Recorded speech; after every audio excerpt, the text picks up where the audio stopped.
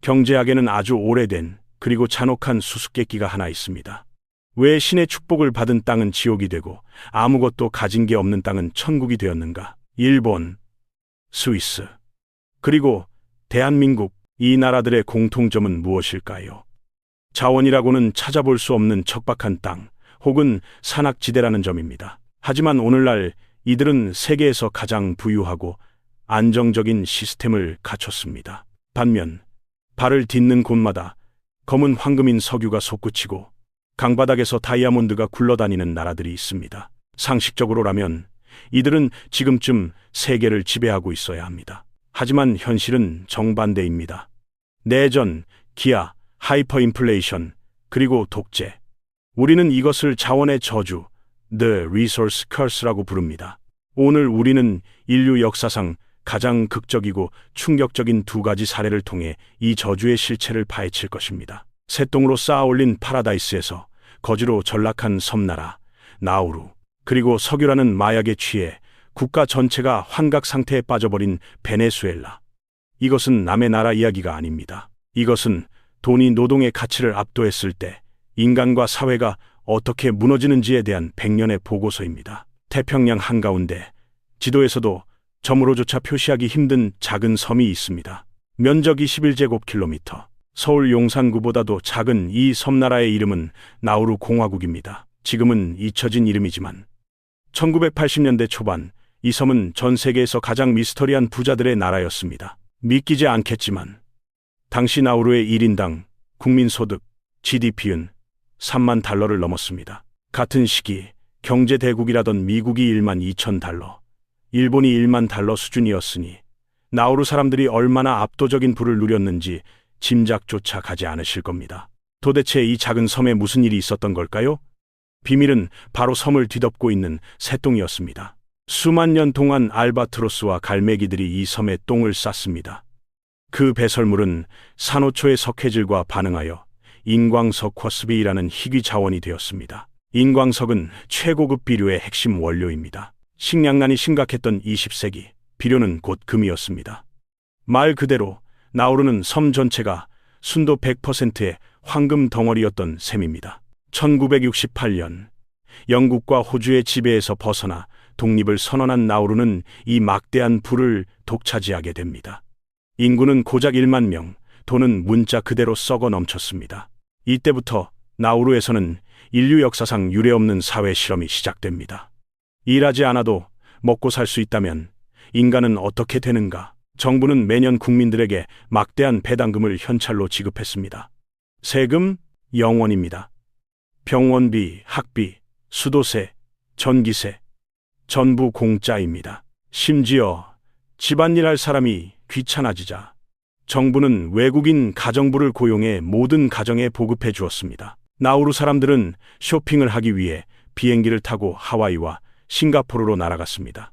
섬의 일주도로라고 해봐야 고작 19km, 차로 20분이면 도는 거리였지만 집집마다 람보르기니와 포르쉐가 주차되어 있었습니다. 고장나면요, 고치지 않았습니다. 그냥 새 차를 샀으니까요.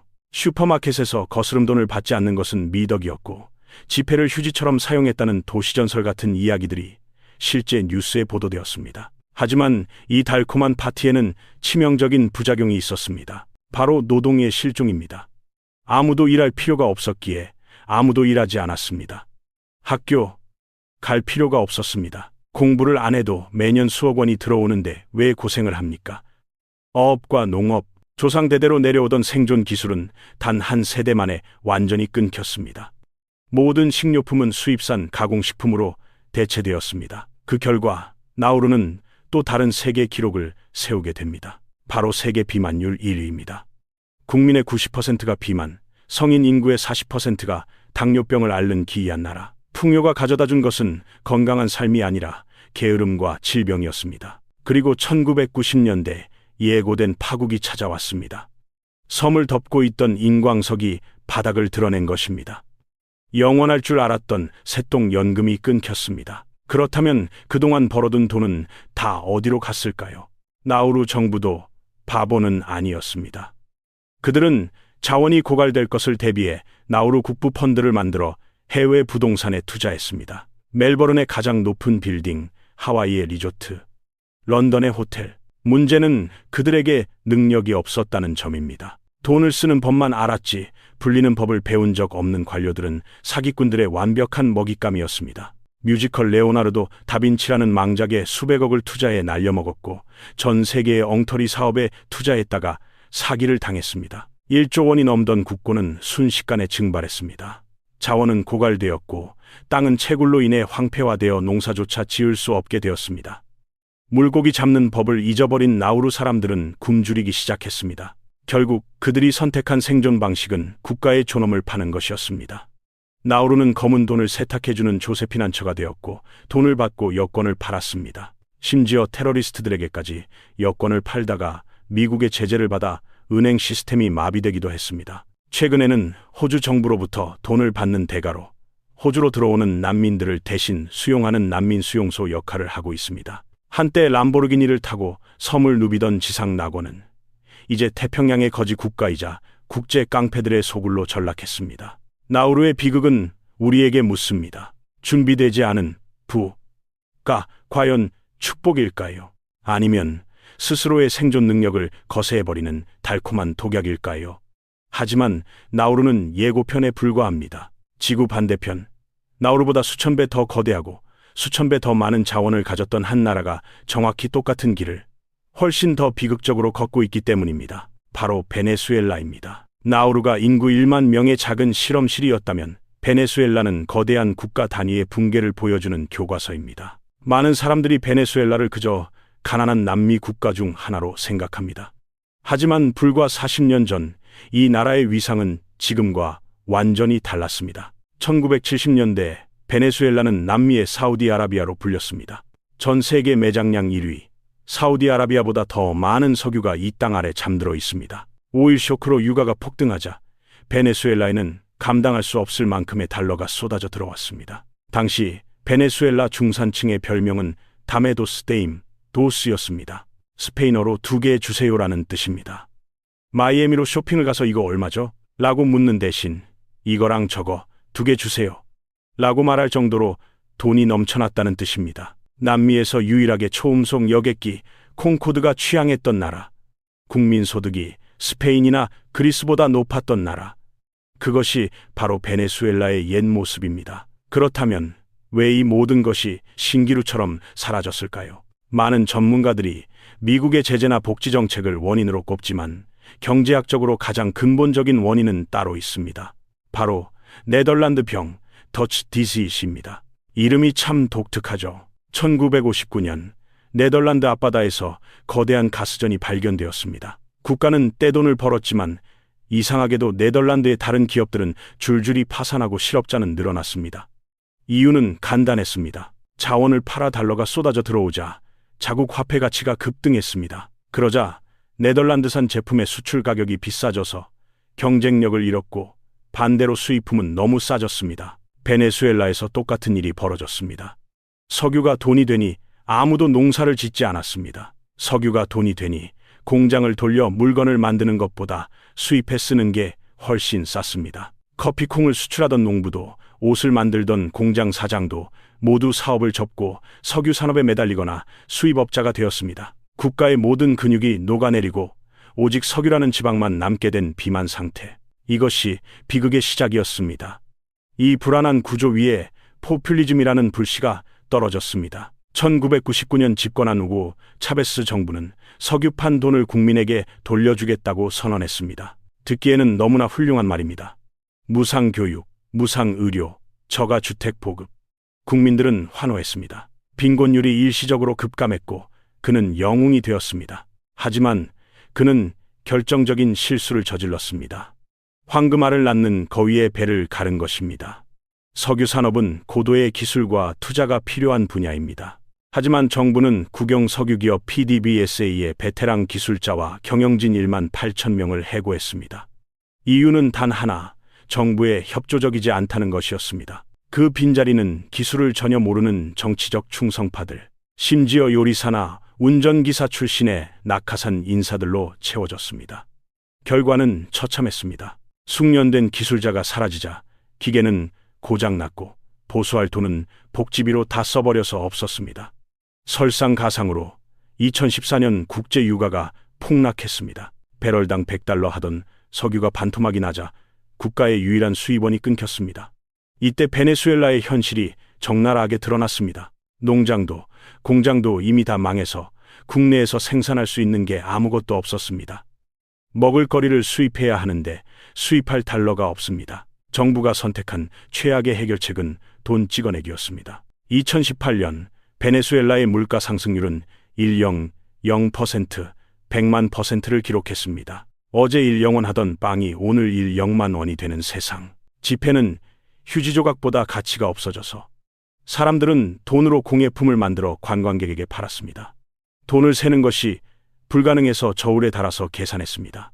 평균 체중이 11kg이나 감소했다는 마두로 다이어트라는 자조 섞인 농담이 유행했습니다. 한때 파리로 저녁을 먹으러 가던 중산층들이 이제는 쓰레기통을 뒤져 먹을 것을 찾습니다. 세계 최대의 매장량을 가진 나라에서 기름이 없어 차가 멈추고 앰뷸런스가 움직이지 못합니다.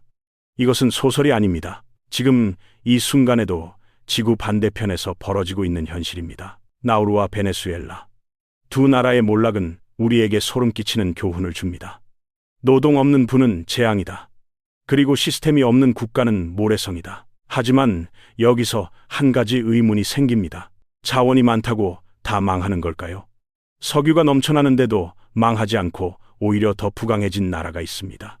바로 북유럽의 강자, 노르웨이입니다. 도대체 노르웨이는 무엇이 달랐을까요? 그 비밀은 바로 그들이 스스로를 묶어버린 어떤 규칙에 있었습니다. 1969년 크리스마스 이브, 노르웨이 앞바다, 에코피스크. 광구에서 검은 액체가 솟구쳐 올랐습니다. 초대형 유전이 발견된 것입니다. 가난한 어부의 나라였던 노르웨이에게 로또 1등 당첨권이 주어진 순간이었습니다. 보통의 나라라면 샴페인을 터뜨리고 축제를 벌였을 겁니다. 하지만 노르웨이 정부와 지식인들은 공포에 떨었습니다. 그들은 네덜란드가 어떻게 무너졌는지, 자원이 어떻게 인간의 근로 의욕을 파괴하는지 알고 있었습니다. 이때 노르웨이 역사상 가장 중요한 인물이 등장합니다. 놀랍게도 그는 노르웨이인이 아니었습니다. 이라크 출신의 지질학자 파루크 알카심 파록 카심이었습니다. 그는 자원 부국인 이라크가 석유 때문에 어떻게 정치적으로 부패하고 망가지는지를 뼈저리게 목격한 사람이었습니다. 그는 노르웨이 정부에게 경고했습니다. 석유는 악마의 배설물입니다. 통제하지 못하면 당신들도 이라크처럼 될 것입니다. 그의 조언을 받아들여 노르웨이는 1971년 석유 10계명을 발표합니다. 그리고 전 세계 그 누구도 시도하지 못한 미친 결정을 내립니다. 석유로 번 돈을 국민들에게 한 푼도 나눠주지 않는다. 그들은 국부 펀드, KPFG라는 거대한 댐을 만들었습니다. 석유를 팔아번 돈은 전부 이 댐에 가두고 오직 해외 주식과 부동산에만 투자했습니다. 국내 경제로 돈이 흘러들어와 물가를 폭등시키는 것을 막기 위해서였습니다. 그리고 철칙을 세웠습니다. 원금은 절대 건드리지 않는다. 우리는 오직 펀드에서 나오는 수익금 이자의 4%만 정부 예산으로 쓴다. 정치인들은 표를 얻기 위해 돈을 풀자고 아우성쳤지만 노르웨이의 시스템과 국민들은 단호했습니다. 이 돈은 우리 것이 아니다. 아직 태어나지 않은 우리 후손들의 것이다. 현재 노르웨이 국부 펀드의 규모는 약 1조 5천억 달러, 약 2영조 원. 노르웨이 국민 한 사람당 3억 원이 넘는 돈이 적립되어 있는 셈입니다. 그들은 자원을 팔아먹은 게 아니라 자원을 금융 자본으로 변환하여 영원히 마르지 않는 샘물을 만들었습니다. 나우루가 람보르기니를 살 때 노르웨이는 도서관을 지었습니다. 베네수엘라가 석유 기술자를 해고할 때 노르웨이는 세계 최고의 엔지니어링 대학을 육성했습니다. 결국 자원의 저주를 피하는 백신은 단 하나였습니다. 인내심과 시스템입니다. 다시 처음의 질문으로 돌아가 봅니다. 왜 대한민국은 선진국이 되었을까요? 역설적이게도 우리가 가진 것이 아무것도 없었기 때문입니다. 석유 한 방울 나지 않는 땅, 팔아먹을 자원이 없었기에 우리는 유일한 자원인 사람을 갈고 닦아야 했습니다. 공장을 짓고 기술을 배우고 밤을 새워 일했습니다. 불로소득을 기대할 수 없었기에 땀 흘려 일하는 노동의 가치가 존중받았습니다. 자원 빈국이라는 결핍이 사실은 우리에게 가장 큰 축복이었습니다. 하지만 2024년 우리는 스스로에게 물어야 합니다.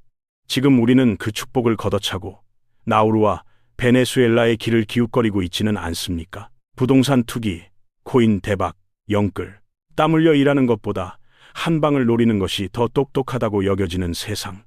제조업과 기술을 천시하고 자산 증식에만 몰두하는 사회 분위기. 이것은 기름만 안 나왔다 뿐이지 심리적인 네덜란드 병과 다를 게 없습니다. 나우루의 비극은 자원이 고갈되었을 때 찾아왔습니다. 하지만 대한민국의 진짜 자원인 사람과 근로 의욕이 고갈된다면 우리의 추락은 나우루보다 더 빠를지도 모릅니다. 석유는 언젠가 고갈되지만 인간의 창의성과 노력은 고갈되지 않습니다. 그것이 자원의 저주를 뚫고 우리가 여기까지 온 비결입니다. 그리고 그것만이 앞으로도 우리가 살아남을 유일한 길입니다. 시청해 주셔서 감사합니다.